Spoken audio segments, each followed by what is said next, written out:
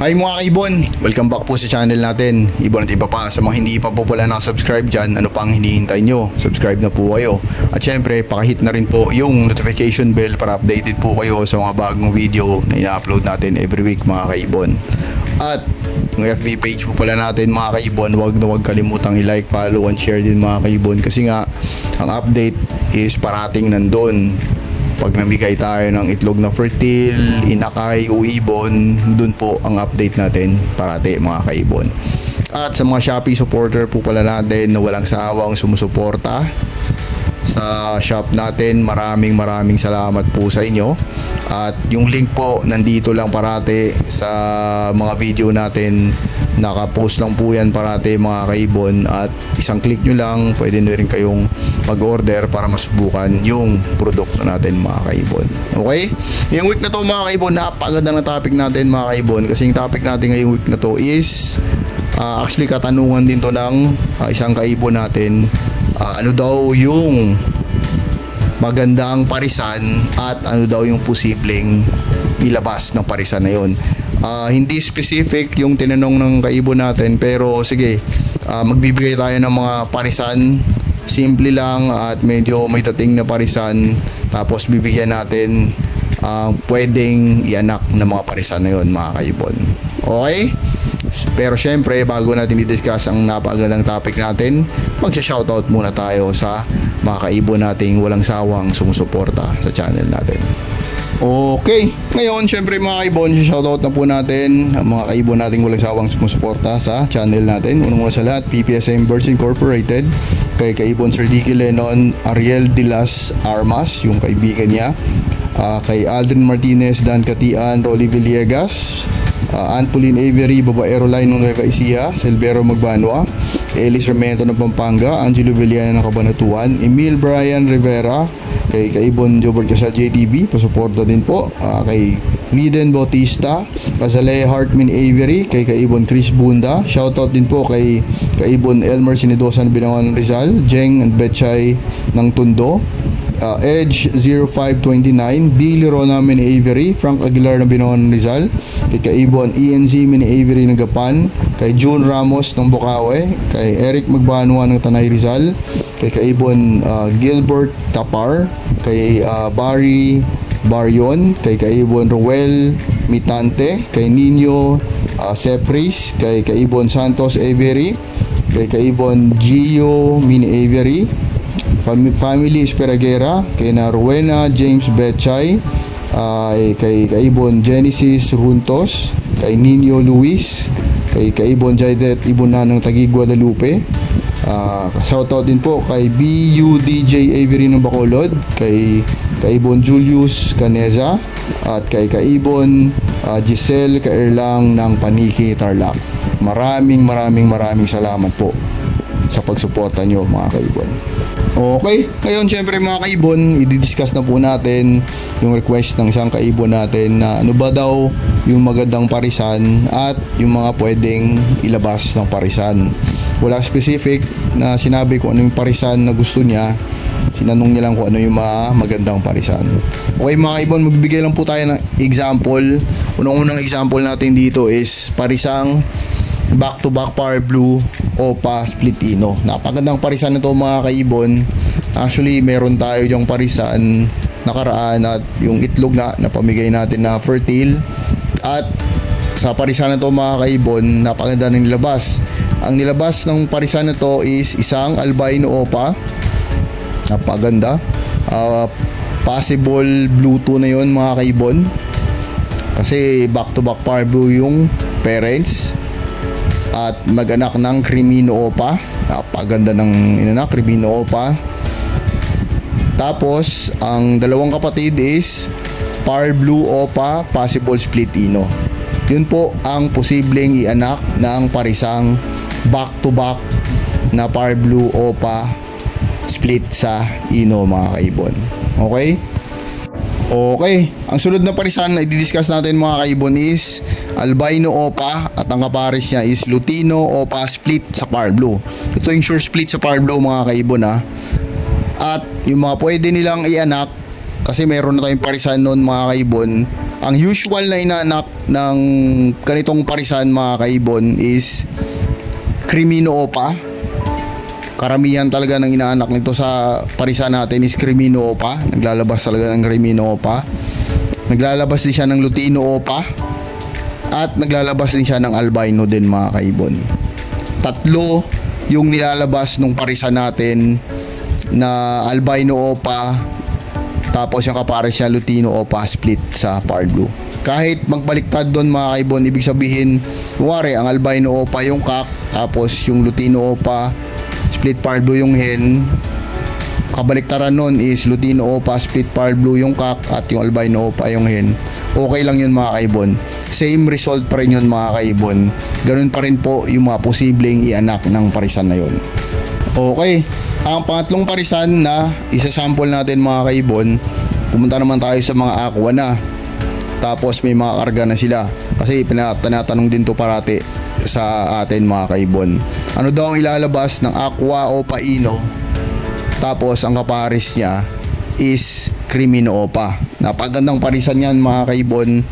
At actually may parisan tayo niyan mga kaibon. Ang usual na nilalabas yan mga kaibon is aqua o paino na B1 o B2. Kahit alin doon sa dalawa maglalabas yun mga kaibon. Pwede din siya maglabas ng Crimino at pwede din siya maglabas ng albino Opa post Bluetooth mga kaibon. Kasi nga back to back may kargang Par Blue yung parents siya mga kaibon. Ganun po ang posibleng kalalabasan ng parisan na yon pag yun yung pinares yung mga kaibon. Napagandang parisan na yan at napaganda din ng mga anak nila. Pero syempre kung napapansin nyo mga kaibon, patsambahan na lang kung puro aqua o paino ilalabas niya. Kasi hindi talaga perfect minsan na aqua o paino ilalabas niya. Kasi maglalabas din para talaga siya ng Crimino Opa at albino Opa mga kaibon. Okay? Okay, pangapat mga kaibon, kasi alam ko marami ding nalilito dito kung ano ba yung ID ng ianak ng mga parisan na to. Ang parisan na YF Opa, tapos yung kapares niya is aqua o paino. Kasi may mga parisan na ngayon na ganyan mga kaibon. Napaganda din po ng mga ianak nito. Sa parisan na to mga kaibon, vice versa din. Ibig sabihin, kahit yung aqua o paino nyo maging cock at yung YF opa nyo maging hen mga kaibon. Okay? Usually mga kaibon, ang ilalabas ng parisan na to is puro green siya mga kaibon. Pero ang kagandahan nito is possible split aqua na lahat. Tapos split na sa ino. Tapos split pa sa yellow face mga kaibon. Gaya nga na sinasabi ko parati sa inyo mga kaibon, pag ang aqua, tapos kunwari Lutino o katulad nito sample natin is green na yellow face mga kaibon, ang ilalabas talaga niyan mga green. Pero ang kagandahan naman is possible split aqua na siya. At sa napansin natin mga kaibon, sa mga kaibigan natin, may mga parisan sila na possible split aqua. Ang ganda ng nilalabas kasi nga galing na sa green series, tapos napakadiin pag naglabas ng aqua na anak ang galing sa possible split aqua na green mga kaibon. Madiin yung anak nila, napaganda mga kaibon. Okay? Okay, at yung panghuli natin mga kaibon, 4 lang yung ibibigay natin. Alam ko mga kaibon, marami ding nalilito dito. Pag-usapan na natin to is about sa palid. Okay, ang palid mga kaibon, pag ang palid nyo is cock, take note mga kaibon ha, pag ang palid nyo is cock, automatic magbubugayan ng palid kahit normal lang yung hen. Hindi na natin bibigyan muna o lalagyan ng karga, sisimplihan lang natin. Normal palid na cock, ang kapares niya is normal na hen. Kahit mapa-green pa yan, kahit mapa-blue, violet pa yan, kahit mapa-aqua pa yan o yellow face pa yan, maglalabas yan ng palid mga kaibon. At pag naglabas na ng palid yung parisan nyo mga kaibon, kasi palid yung cock, automatic sex link hen na po ang visual na palid mga kaibon. Sex link hen na automatic yon. At yung mga hindi visual na palid, automatic sex link cock na po yun mga kaibon. Okay? Pero pag ang palid nyo ay hen at pinarisan nyo kahit yellow face pa o papa o kahit ano pa ipares yun na cock dyan mga kaibon, hindi po yan maglalabas ng palid. Okay? Ang unang ilalabas yan pag palid yung hen nyo, tapos yung cock nyo normal, hindi palid, kahit anong mutation pa yan, ang ilalabas yan mga kaibon, kung gusto nyo magpalabas ng palid, walang visual dyan, ang ilalabas yan split palid if cock.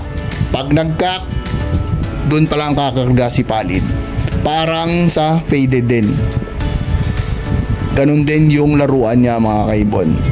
Ulitin ko, pag yung palid nyo hen at yung cock nyo is normal, hindi maglalabas ng palid, pero lahat ng cock dan is split na sa palid, okay? Pero pag nag-hen, walang karga. Okay mga kaibon, naintindihan? Pag nag-cock, automatic split sa palid. Pag nag-hen, walang kargang palid mga kaibon. Kasi maraming nalilito dito na nagtatanong, sir, kailangan ba back to back palid talaga para makapagpalabas ng palid? Siyempre yung sagot po dun, hindi. Kahit cock lang, makapagpalabas ka na ng palid. Paano kung yung cock mo split lang sa palid? Makapagpalabas ka ba? Ang sagot po dun is yes. Makapagpalabas pa rin po kayo ng palid kahit ang cock nyo is hindi visual palid. Maglalabas pa rin yun ng palid na hen. Pag hindi naging visual, kasi may sex link ang palid, di ba? Pag hindi naging visual palid, automatic cock po siya, possible split palid yung ID niya. Kahit anong banggaan pa yan mga kaibon, mapa-opa, manan-opa, sinisimplihan lang natin para maintindihan ng lahat na ang palid, pag ang cock is split at visual, maglalabas ng visual palid kahit normal lang na hen yung kapares niya, at automatic sex link. Ang kinaibahan lang nilang dalawa, pag visual palid yung cock, non-visual palid yung hen, is automatic split na sa palid ang mga cock dito. Pero pag split lang sa palid yung cock at normal lang yung hen, lahat ng cock dito is possible split palid lang. Yun lang po yung kinaibahan doon.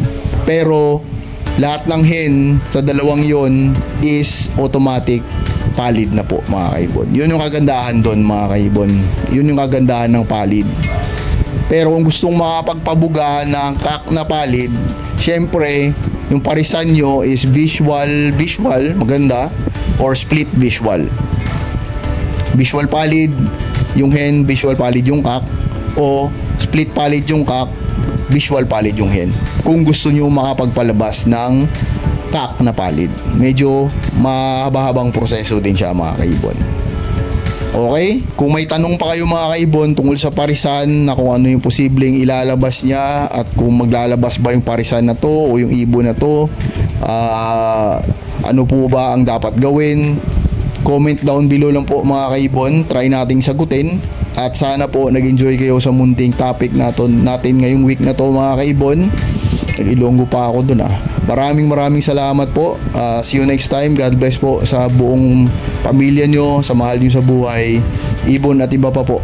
Maraming salamat po mga kaibon.